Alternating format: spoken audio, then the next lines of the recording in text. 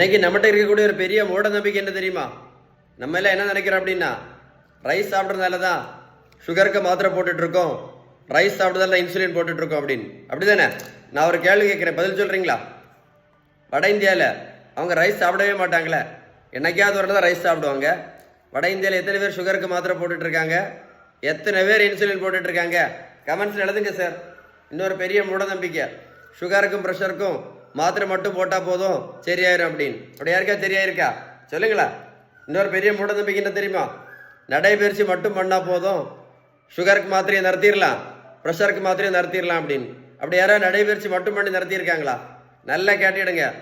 1 kilometre நடைபயிற்சி பண்ணினா கூட 40லேருந்து 50 கேலரி மட்டும்தான் எரிக்க முடியும். அதனால நடைபயிற்சி மட்டும் பண்ணி எந்த மாத்திரையும் கண்டிப்பாக நிறுத்த முடியாது.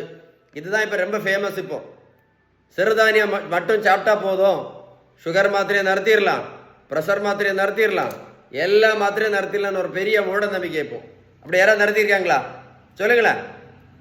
வெந்தயம், ஆவாரம்பூ, கொய்யா இலை, கிரீன் டீ, நெல்லிக்காய், கருவேப்பிலை, கரிஞ்சீரகம், நெல்லிக்காய் ஜூஸ், நாவல் பழம், இதெல்லாம் நல்லது தான்.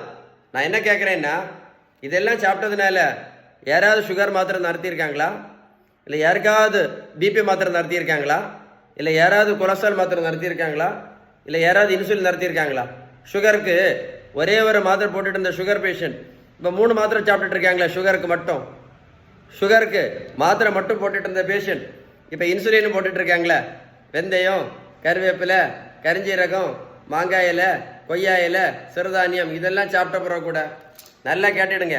மருத்துவத்தில் உள்ள ஸ்டாண்டர்ட் புத்தகம் ஹாரிசன், இந்த புத்தகம் என்ன சொல்லுது தெரியுமா? சுகர், ப்ரெஷர், கெட்ட கொலஸ்ட்ரால், ஃபேட்டி லிவர், பிசிஓடி, இந்த 5க்கு அவங்க சொல்லக்கூடிய கரெக்ட் ட்ரீட்மெண்ட் என்னன்னா பேலன்ஸ்டு டயட்டு மட்டும்தான். அப்புறம் உடல் உழைப்பு, நல்ல தூக்கம், கடைசி தான் என்னது? மாத்திரையே இன்சுலினும். ஏன் அப்படின்னா பேலன்ஸ் டயட் ஃபாலோ பண்ணால் மட்டும்தான் இந்த இன்சுலின் ரெசிஸ்டன்ஸ் முழுமையாக சரியாகும் அப்படின்னு அந்த புத்தகத்தில் சொல்லியிருக்கு. உங்களுக்கு பேலன்ஸ் டயட்டை பற்றி ஏதாவது டீட்டெயில்ஸ் வேணும்னா கால் பண்ணி பேசுங்க. இல்லை அப்படின்னா கமெண்ட்ஸில் GOOD குட் அப்படின்னு டைப் பண்ணுங்க, கண்டிப்பாக உங்களுக்கு ரிப்ளை பண்ணுவேன். இந்த வீடியோ நீங்கள் லைக் பண்ணி ஷேர் பண்ணீங்க அப்படின்னா உங்களுக்கு மட்டும் இல்லை, இந்த மாதிரி மாத்திரை போட்டு கஷ்டப்பட்டுட்டு இருக்கக்கூடிய நிறைய பேருக்கு யூஸ்ஃபுல்லாக இருக்கும். கண்டிப்பாக லைக் பண்ணி ஷேர் பண்ணுங்க. ஓகே, கமெண்ட்ஸில் GOOD. Stay tune.